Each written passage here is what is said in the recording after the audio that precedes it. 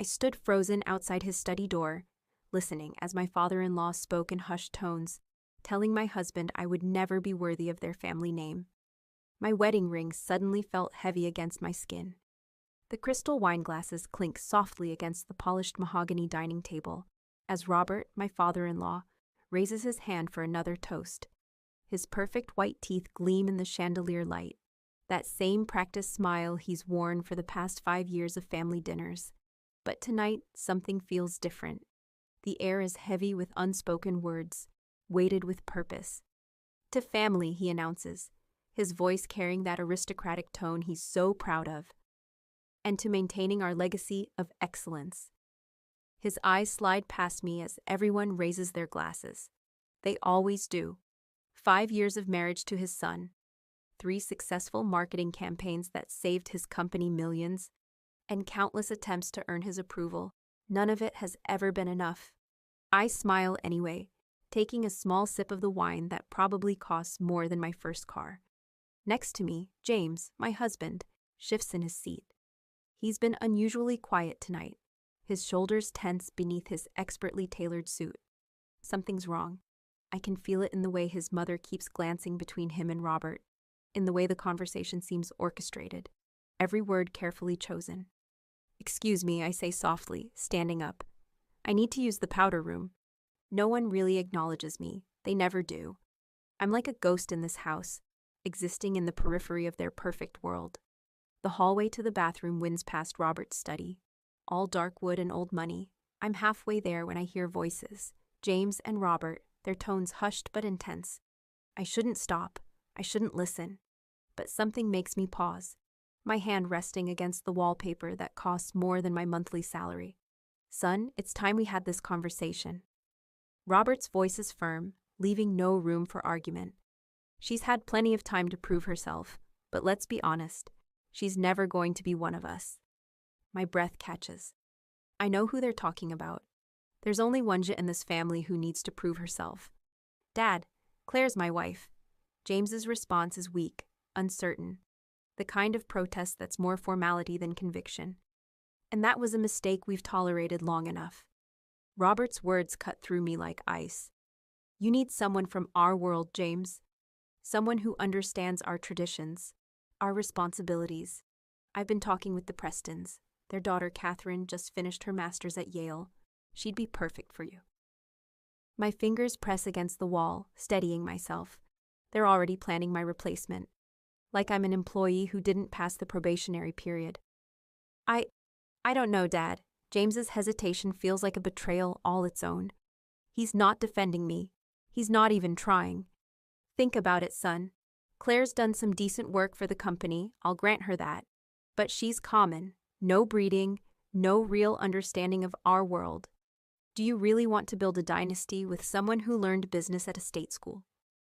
I wait for James to speak up, to remind his father that my state school education helped save their precious company from 3 separate PR disasters, that my common background didn't stop me from securing the Morton contract that doubled their profits last quarter.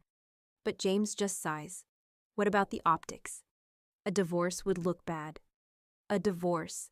They're actually discussing this like it's already decided, like I'm a problem to be solved, not a person, not a wife. Not someone who's given 5 years of her life trying to be good enough for their impossible standards. "We'll handle it carefully," Robert assures him.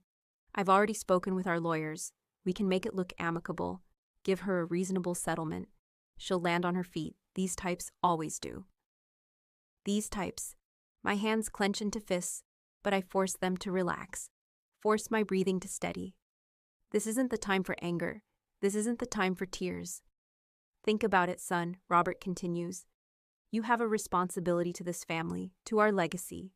Claire? She was a youthful indiscretion. But it's time to think about your future. Our future." I hear footsteps moving toward the door. Quickly, silently, I slip into the bathroom, closing the door just as they exit the study. My reflection stares back at me from the gilt-edged mirror. I look perfectly composed. Not a hair out of place, not a sign of the earthquake that just shattered my world. Good. Let them think I don't know. Let them think I'm still the naive girl who's desperately trying to win their approval. They want to talk about legacy, about responsibility, about what's good enough for their precious family. I smooth my dress, check my lipstick, and smile at my reflection. It's the same smile I've worn to countless family dinners, charity galas, and board meetings. Perfect, polished, harmless. But this time, there's something different in my eyes. Something cold, something calculating. They think I'm not good enough for their family? They think they can simply replace me, erase me, like I'm nothing? I take one last look in the mirror, straightening my shoulders. Robert just made the biggest mistake of his life. He forgot the first rule of business. Never underestimate your opponent. Time to show them exactly what these types are capable of. I sit in my home office at 3 a.m, the soft glow of my laptop screen illuminating stacks of financial reports and company documents. James is sleeping soundly upstairs, completely unaware that I've spent the last 4 hours diving deep into his family's precious legacy. The same legacy his father thinks I'm not good enough to be part of. Funny thing about being underestimated, people get careless around you. They forget that the common girl they dismissed might actually be paying attention. That she might understand exactly what she's looking at when she finds their financial records. I pull up the company's performance reports from before I joined the firm. My fingers trace down the columns of numbers, a smile tugging at my lips. There it is, in black and white. The truth Robert tried so hard to hide. Their precious family company was hemorrhaging money before I arrived. 3 consecutive quarters of losses, client relationships crumbling, market share dropping. Then mysteriously, everything turned around. The same quarter I implemented my first marketing strategy, the one Robert claimed as his own idea at the board meeting. I open another file, this one containing the email trails from the Morton contract negotiations. The same contract that saved the company millions. The one Robert proudly presented to the shareholders as his masterpiece. I scroll through the timestamps, the drafts, the revisions. Every single one authored by me. Every crucial decision made in meetings I attended while Robert was on his yacht in the Mediterranean. "What are you still doing up?" I don't startle at James's voice behind me. I've learned to control my reactions too well for that. Instead, I calmly minimize the windows on my screen and turn to face my husband. He stands in the doorway, hair mussed from sleep, looking confused and slightly concerned. "Just catching up on some work," I say smoothly. "You know how I get when I'm in the middle of a project." He nods, accepting my explanation without question. He never really asks about my work, never showed any interest in understanding what I actually do for his family's company. Just like his father, he's always assumed it couldn't be that important. "Don't stay up too late," he murmurs, already turning away. "Dad wants us in early tomorrow for the Peterson meeting." I wait until his footsteps fade back upstairs before reopening my files. The Peterson meeting, another piece of the puzzle clicks into place. I pull up the meeting agenda, and there it is. Robert plans to present my complete rebranding strategy as his own work. Again. But that's not what makes my blood run cold. There, in a folder marked Personal-RH, I find something else. Something that makes everything suddenly horribly clear. Emails between Robert and the Prestons going back 6 months. Discussions about Catherine, their perfect Yale-educated daughter. Meetings James had with her that he never mentioned to me. Restaurant reservations, private dinners, carefully orchestrated chance encounters. They've been planning this for months, setting up my replacement while I worked endless hours trying to prove myself worthy of their family name. I dig deeper, and the evidence keeps mounting. Robert has been systematically taking credit for my work, while simultaneously orchestrating my removal from the company. There are draft separation agreements, prepared statements about an amicable parting, carefully worded press releases ready to minimize any impact on the company's image. My hands should be shaking. I should be crying, screaming, throwing things at the wall. But instead, I feel strangely calm as I download everything to a secure drive. Every email, every document, every shred of evidence that proves what I've actually done for this company. I pause on a photo attached to one of Robert's emails. James and Catherine Preston at some charity gala last month. The gala I couldn't attend because I was working late finalizing the Peterson proposal.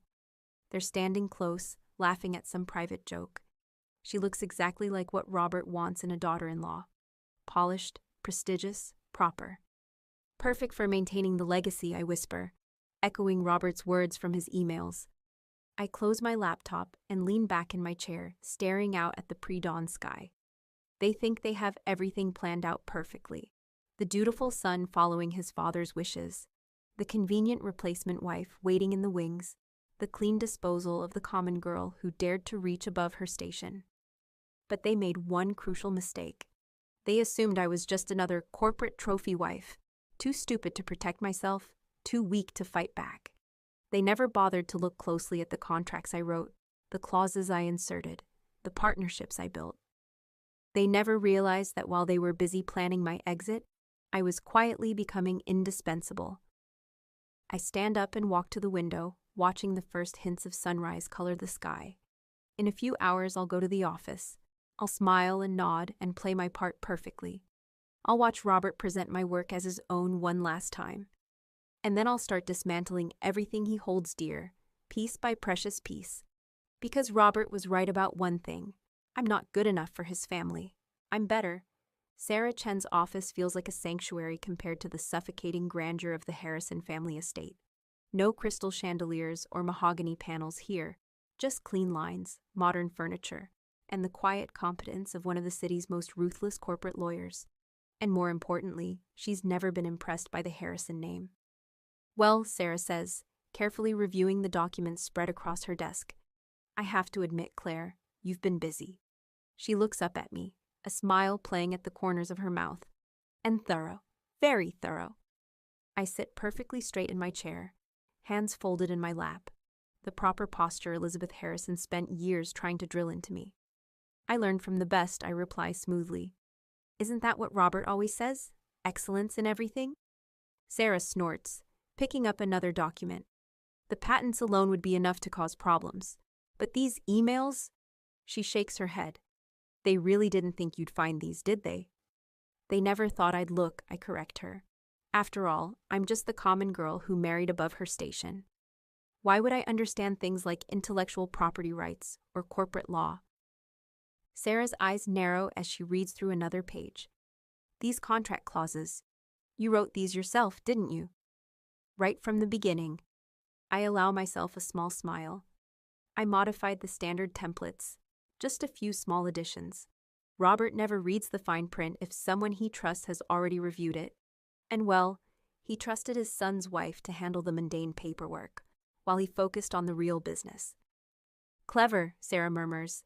Very clever, so every major client contract for the past 3 years has my personal service clause embedded in it, I finish for her.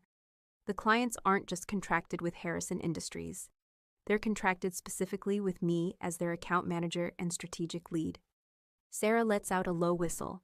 And if you leave? The contracts become void after 30 days.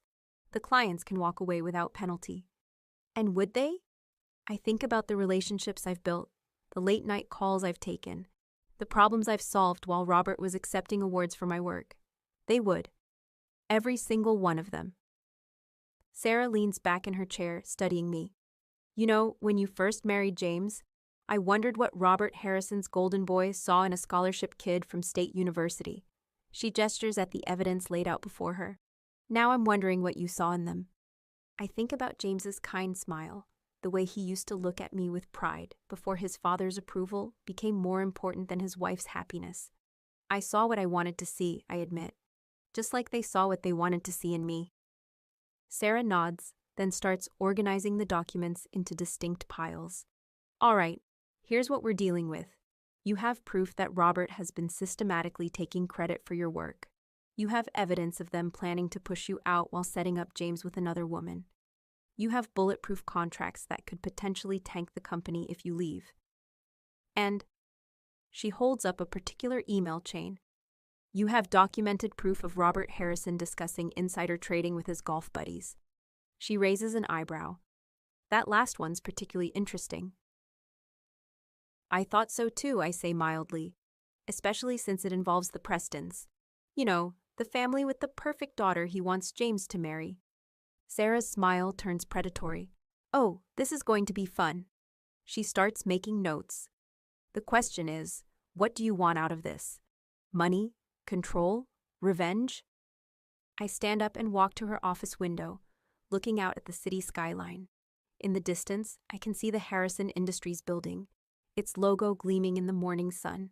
Robert's pride and joy, the legacy he thinks I'm not good enough to be part of. I want what I've earned, I say finally, turning back to face her. Every project they stole, every idea they claimed, every bit of credit they took, I want it all back. And I want them to know exactly who's taking it from them. Sarah studies me for a long moment, then nods. We'll need to time this perfectly. The shareholders' meeting is next week? Yes, Robert's planning to present my Peterson strategy as his own masterpiece, the culmination of his visionary leadership. My lips curl slightly. He's invited all the major players, even the Prestons will be there. Perfect, Sarah starts typing on her laptop. I'll have everything ready, but Claire, ... She looks up at me, her expression serious. Once we start this, there's no going back. Your marriage, your place in the family, it'll all be over. I think about the dinner 2 nights ago, about Robert's dismissive words, about James's weak protests, about 5 years of trying to be good enough for people who had already decided I never would be. My marriage was over the moment they started planning my replacement, I say quietly. And as for my place in the family, I pick up the file containing proof of Robert's insider trading. I think it's time the Harrison family learned what really makes a person worthy of their name. Sarah grins. Well then, let's get to work. We have a legacy to dismantle. I sit back down, smoothing my skirt with practiced precision. Robert always said attention to detail was everything. Time to show him just how well I learned that lesson. One more thing, I add, pulling out my phone. I need you to draft a new contract, something specific for the Peterson deal. Oh? Yes, I smile, thinking of Robert's face when he presents my strategy next week. Let's make sure this one is absolutely perfect. After all, it's going to be his last. The Harrison Industries boardroom gleams with polished perfection, just like everything else in Robert's world. Floor-to-ceiling windows offer a stunning view of the city, while the massive mahogany table reflects the morning light. Every seat is filled, board members, major shareholders, and of course the Prestons, sitting prominently near Robert's end of the table. I sit quietly in my usual spot, half hidden behind my laptop, playing my assigned role of dutiful note-taker. Catherine Preston keeps glancing at James, who's trying very hard not to look at either of us. Robert stands at the head of the table, commanding attention as he always does, completely unaware that he's about to present his own downfall. Ladies and gentlemen, he begins, his voice carrying that perfect mix of authority and charm. Today marks a pivotal moment for Harrison Industries. The Peterson strategy we're about to unveil represents the future of this company, my vision for taking us to unprecedented heights. My fingers hover over my keyboard, waiting. Sarah Chen sits near the back of the room, a quiet observer. We catch eyes briefly, and she gives me the slightest of nods. Robert clicks to the first slide of his presentation. My presentation. The one I spent 6 months perfecting while he was busy planning my replacement. As you can see, he continues, gesturing to the complex market analysis I created, our approach here is revolutionary. The integration of AI-driven analytics with traditional market sectors. He pauses, frowning slightly at the technical details. Details he clearly doesn't understand. Mr. Harrison, I speak up, my voice carrying clearly across the room. Perhaps you'd like me to explain the technical framework, since I designed it. The room goes silent. Robert's perfect smile falters for just a moment before he recovers. Ah, Claire, always so eager to contribute, but I think I can handle presenting my own strategy. Your strategy? I close my laptop slowly, deliberately. That's interesting, because I have here the original project files, complete with creation dates, revision histories, and my digital signatures on every page. I gesture to Sarah, who starts distributing folders to everyone at the table. I thought the board might be interested in seeing who really developed this revolutionary approach. Robert's face darkens. Claire, what do you think you're doing? What I should have done a long time ago, I reply, standing up. You see, ladies and gentlemen, Robert Harrison has been presenting my work as his own for years. The Morton contract? Mine. The Digital Transformation Initiative. Also mine.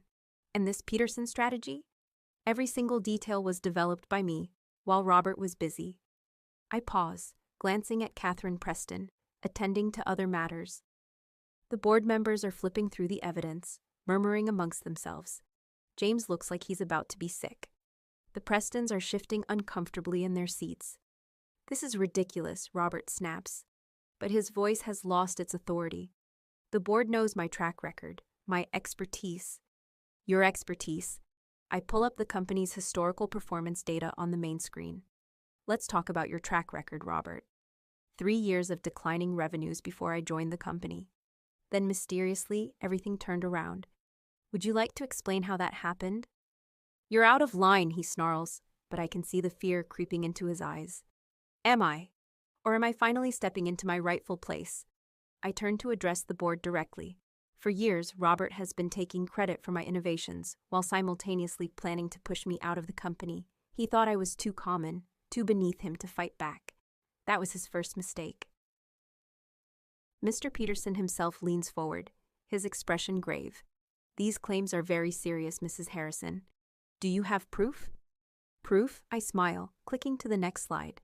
I have emails, I have recordings. I have documented evidence of every project Robert claimed as his own. But more importantly, I pick up a contract from my folder. I have this.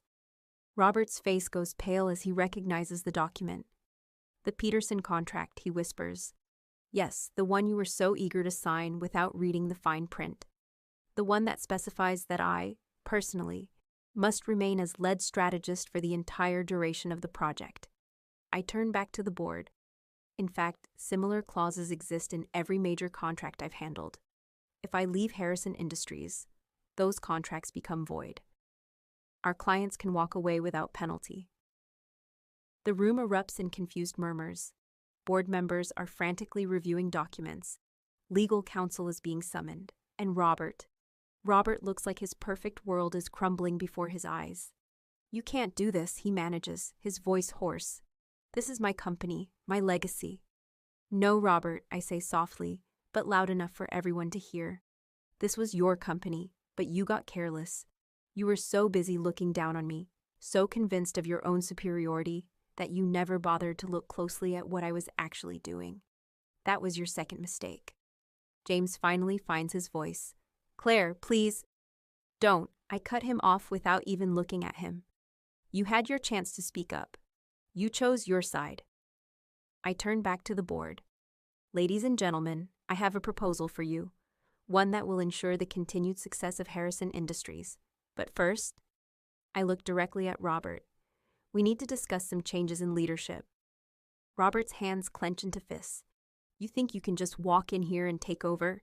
You're nothing without the Harrison name. I smile, thinking of all the documents Sarah is about to reveal. That's where you're wrong, Robert. The Harrison name is nothing without me, and I'm about to prove it. The morning sun streams through the windows, illuminating the boardroom in harsh clarity. In this light, I can see every crack in Robert's perfect facade, every tremor in his hands, every bead of sweat on his forehead. This is just the beginning. By the time I'm done, he'll wish he had never underestimated the common girl who dared to reach above her station. The next 48 hours unfold like a perfectly choreographed dance, each step calculated, each move precise. I sit in my home office, soon to be just my office, as James hasn't come home since the board meeting, watching the Harrison empire crumble one piece at a time. My phone hasn't stopped buzzing. Emails, texts, calls from reporters, all wanting to know more about the Harrison Industries leadership crisis. I ignore them all, let them speculate. The truth is far more interesting than anything they could imagine. The first domino falls at exactly 9 a.m., when the Morton Group announces they're reviewing their contract with Harrison Industries. By 9:30, 3 more major clients have followed suit. My phone lights up with a text from Robert, the first direct communication since the board meeting. What have you done? I smile, thinking of all the times he dismissed my client relationships as playing nice with the help. I type back a single word, waiting. He calls immediately. I let it ring twice before answering, keeping my voice professional, controlled. Yes, Robert. Stop this, he hisses. You're destroying everything we've built. Everything I built, I correct him. You just took the credit. There's a difference. What do you want? His voice cracks slightly. Money? A public apology? Name your price. I lean back in my chair, savoring the moment. Oh, Robert, you still think this is a negotiation. That's your third mistake. Before he can respond, my other line beeps. It's Mr. Peterson. I switch calls, leaving Robert hanging. Mrs. Harrison, Peterson's voice is grave. I've reviewed everything, the technical specifications, the implementation plans, the communication strategies. This was all your work, wasn't it? Every word, I confirm. There's a long pause. We signed with Harrison Industries because of these innovations. We were promised the best. If you're leaving? Who says I'm leaving? I keep my tone light. I think it's time Harrison Industries had new leadership, don't you? Another pause. I'm listening. By noon, the news has spread through the industry. Harrison Industries stock starts to dip as more clients express concerns. Sarah sends me updates from her sources inside the company. Robert is in full panic mode, trying desperately to contain the damage. Elizabeth, my mother-in-law, tries next. She shows up at my door unannounced, perfectly coiffed as always, but I can see the strain around her eyes. Claire, darling, she attempts her usual condescending smile. We need to talk about this unfortunate situation. I step aside, letting her enter. Let her see the boxes packed in the hallway, the spaces where family photos once hung. Yes, we do. Would you like to start with how you helped plan my replacement, or shall we discuss the tax fraud first? She freezes. I don't know what you're talking about. No. I retrieve a folder from my desk. These records of charitable donations to offshore accounts suggest otherwise. It's amazing what you can find when you actually read the financial reports, isn't it? Her face goes pale. You wouldn't. I already have. The IRS is very interested in the Harrison Family Foundation's creative accounting. She sinks onto the sofa, her perfect posture crumbling. Why are you doing this? Because you taught me well, Elizabeth. Everything must be perfect, I quote her favorite phrase back to her. No weakness, no mistakes, no exceptions. Isn't that what you always said? A text buzzes on my phone. James, finally. We need to talk. Your son wants to talk, I tell Elizabeth, showing her the message. A bit late for that, don't you think? She stands up, straightening her designer suit with trembling hands. You'll regret this. The Harrison name means nothing without the success I brought to it, I finish for her. You should go home, Elizabeth. Robert's going to need your support. The board meeting tomorrow is going to be difficult. After she leaves, I pour myself a glass of wine. The expensive kind Robert always said I couldn't properly appreciate. My laptop screen shows the latest news. Harrison Industries leadership in question. Major clients demand answers. James texts again. Please, Claire, let me explain. I think about the nights I spent working while he attended secret dinners with Catherine Preston. About the times he stayed silent while his father belittled me. About how quickly he forgot who I was, what I was capable of. Nothing to explain, I text back. You made your choice. Now live with it. The sun sets over the city, casting long shadows across my office. Tomorrow the board will convene for an emergency meeting. They'll review the evidence of Robert's fraud, the proof of his deceptions, the documentation of every project he stole from me. They'll see the client contracts that hang by a thread, my thread. And then they'll have a choice to make. My phone buzzes one last time. Sarah. Everything's ready for tomorrow. Are you sure about this? I look at the family photo still sitting on my desk. The last one taken before I discovered their betrayal. Robert and Elizabeth standing proud, James by their side, me smiling politely on the edges. Always on the edges. Yes, I reply. Time to show them what common really looks like. Tomorrow the Harrison legacy will end, and mine will begin. The Harrison family estate feels different today. The grand foyer that once intimidated me now seems smaller, less impressive. Like seeing behind a magician's curtain, once you know the tricks, the magic disappears. I arrive exactly on time, my heels clicking against the marble floors, as Sarah Chen walks beside me. The family is already gathered in Robert's study, that sacred space where so many decisions about my inadequacy were made. How fitting that it should end here. Ready? Sarah asks, her briefcase heavy with documents that will shatter the Harrison legacy forever. I straighten my spine, smooth my dress. Designer, of course. One last performance of the role they created for me. Always. We enter the study to find them arranged like figures in a classical painting. Robert behind his massive desk, trying to project authority. Elizabeth perched on the leather sofa, maintaining her facade of grace under pressure. James standing by the window, looking lost. And Catherine Preston, surprisingly present, hovering uncertainly near the door. What is she doing here, I ask, though I already know. One last attempt to show me my replacement, to remind me of my place. Catherine is family, Elizabeth says smoothly. Or she will be, once. Once what? I interrupt. Once you've properly disposed of me. Tell me, Catherine, did they promise you my office too, or just my husband? Catherine flushes, taking a step back. James finally turns from the window. Claire, please, this isn't necessary. No? I set my briefcase on Robert's desk with a sharp click. I think it's long overdue. Sarah? Sarah begins distributing folders to everyone in the room. These are copies of everything we've submitted to the board, the SEC, and the IRS. I suggest you review them carefully. Robert doesn't even open his folder. If you think you can threaten us.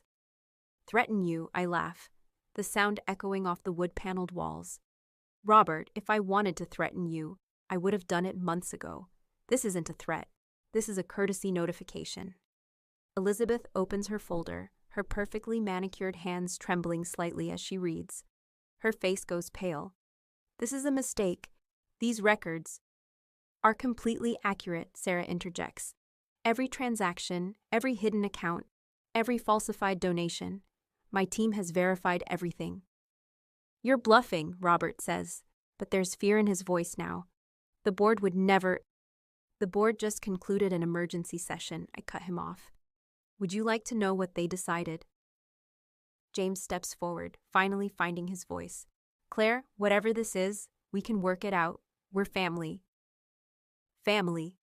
I turned to face him fully. Was I family when your father told you to leave me? When you had dinner with Catherine while I worked late? When you sat silently through every dismissal, every insult, every subtle reminder that I wasn't good enough for the precious Harrison name? I never meant to get caught, I finished for him. No, you didn't. None of you did. That was your fatal flaw. You were so convinced of your own superiority that you never imagined the common girl could outmaneuver you. Robert stands abruptly. Get out, all of you. This is still my house. Actually, Sarah interrupts, pulling out another document. As of an hour ago, it's not. The board has voted to suspend you pending a full investigation. All company assets, including this property, are frozen. The silence that follows is deafening. Elizabeth's composure finally cracks. You can't do this. We're the Harrisons. This company, this legacy, is built on my work, I finish. My innovations, my client relationships, my strategies. Everything you've relied on for the past 5 years. All me. And now? I smile. Now everyone knows it. Catherine moves toward the door. I should go. Stay, I tell her. You should hear this too. See exactly what kind of family you're so eager to join. I turn back to Robert, who's sunk into his chair, looking suddenly old. The board has appointed an interim CEO. Would you like to guess who they chose? No, he whispers. Yes, I confirm. Turns out they prefer someone who actually understands the business over someone who just inherited the name. James takes a step toward me. Claire, please, I love you. We can fix this. I meet his eyes, remembering all the times I believed in him, trusted him, loved him. No, James, we can't. I've already filed for divorce. Sarah has the papers right here. Elizabeth lets out a small sob. You're destroying this family. You destroyed it yourselves, I correct her. I'm just making sure everyone pays the proper price. I gather my things, preparing to leave this house for the last time. At the door, I pause, turning back to face the family that never accepted me. You know what's funny, I say, almost conversationally? All you had to do was treat me with respect, accept me as I was, appreciate what I brought to your company, your family. Simple human decency. That's all it would have taken. I look at each of them in turn. Robert, deflated behind his desk. Elizabeth, dabbing at her tears with an expensive handkerchief. James, looking lost and broken. Catherine, witnessing the implosion of her perfect plan. Instead, you taught me something valuable. You showed me exactly who I needed to become to survive in your world. And now, I smile. Now I'm better at it than any of you.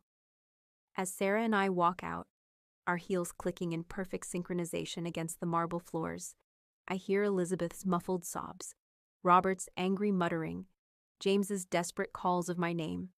But I don't look back. I don't need to. The Harrisons wanted a woman worthy of their name. They got one.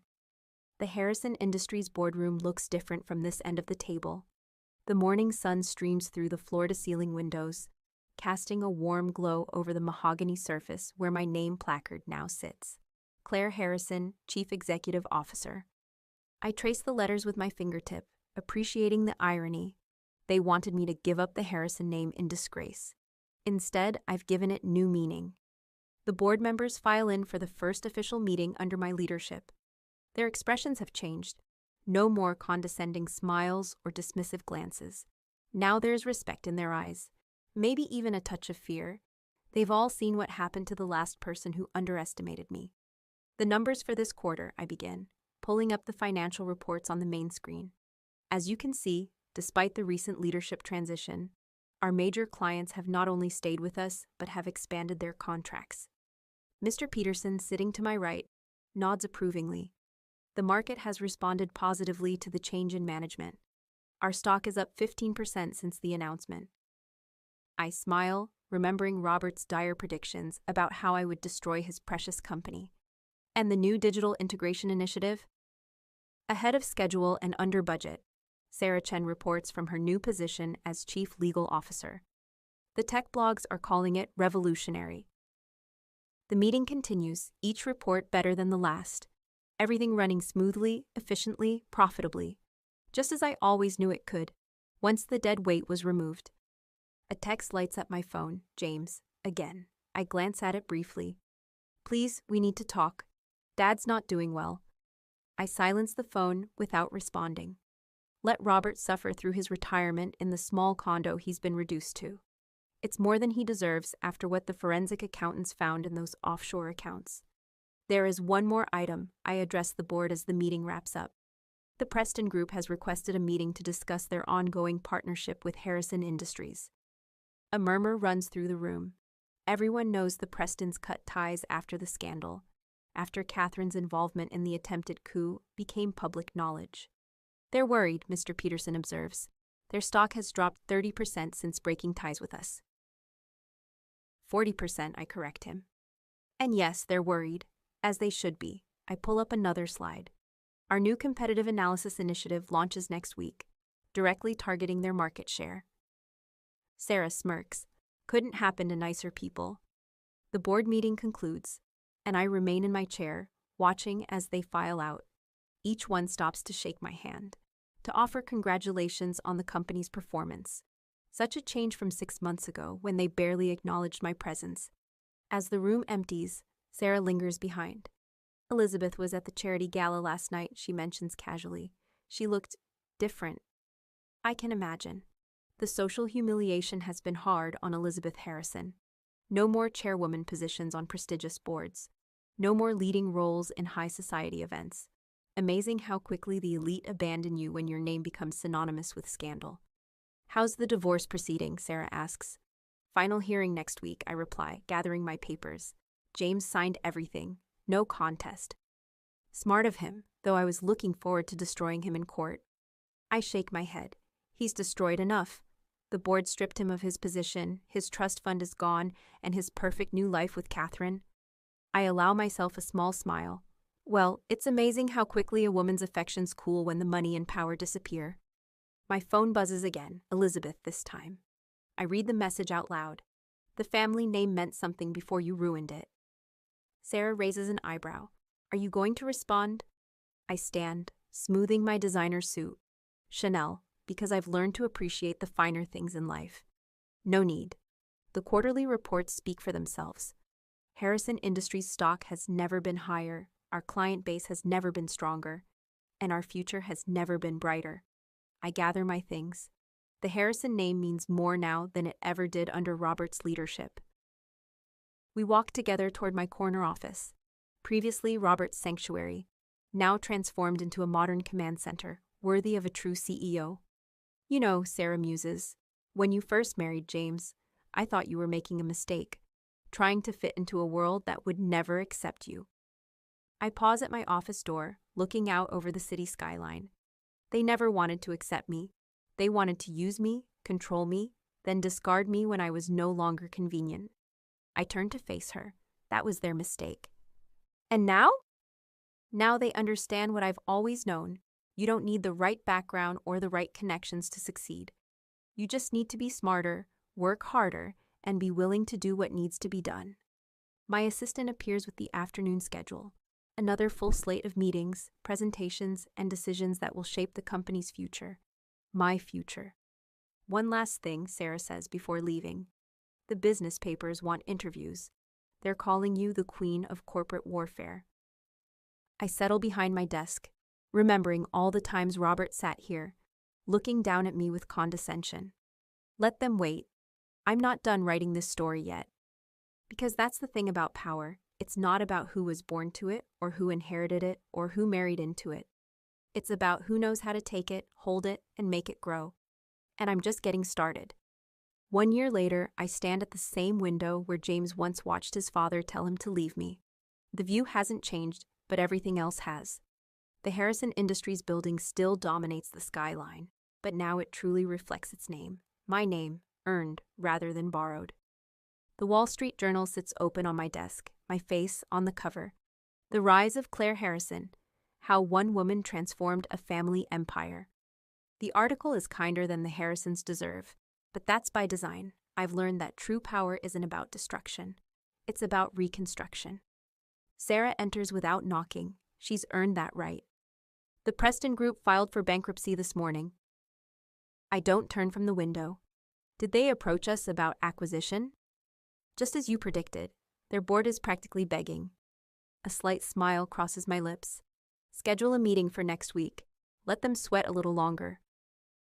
And Catherine, Sarah asks, a hint of amusement in her voice.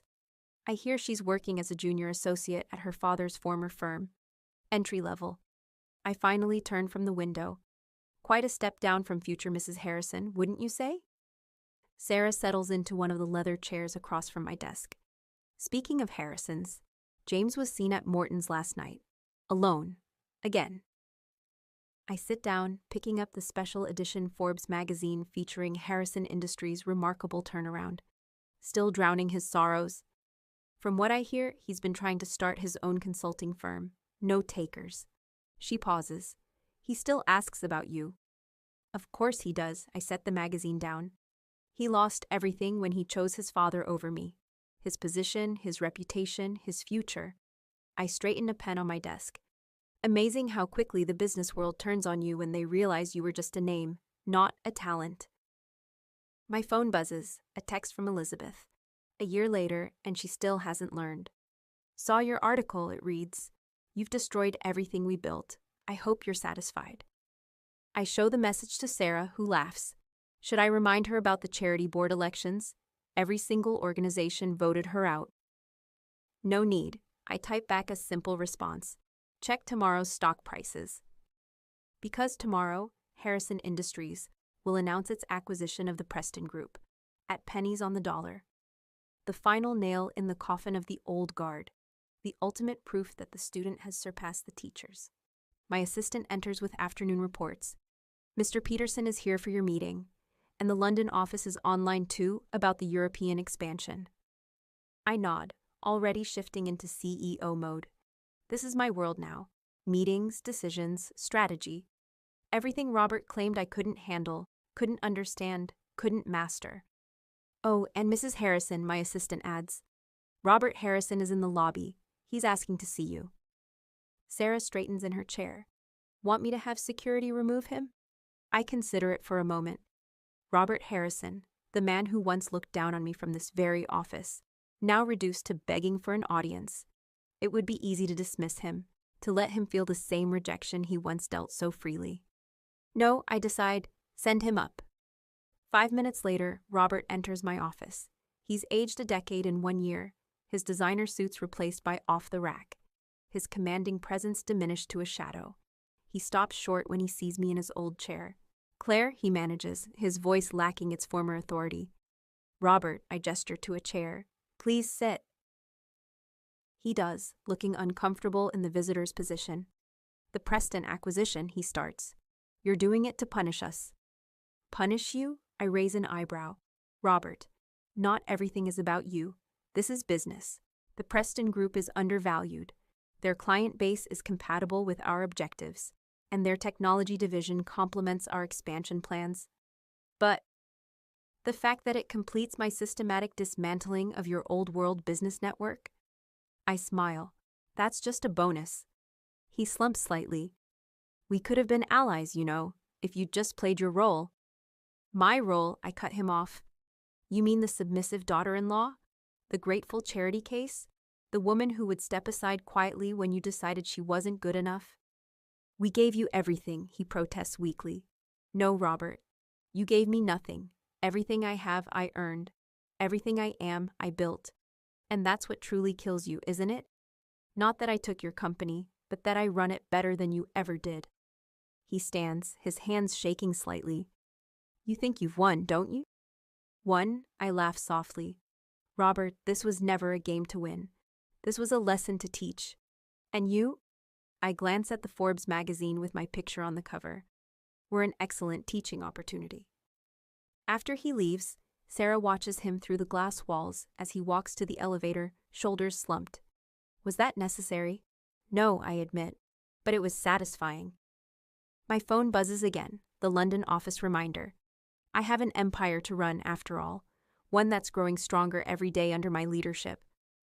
You know what the irony is? I tell Sarah as she turns to leave. All they had to do was accept me, appreciate me, treat me as an equal. Instead, they taught me how to take everything from them. I turned to face the city, my city now, and I learned that lesson very, very well. The sun sets over the skyline, casting long shadows across the office that was once Robert's sanctuary and is now my command center. Tomorrow, I'll announce the Preston acquisition. Next month, we'll launch the European expansion. By year's end, Harrison Industries will be unrecognizable from the company Robert built. And that's exactly how it should be, because the Harrisons wanted a woman worthy of their name. They just never expected her to make that name her own.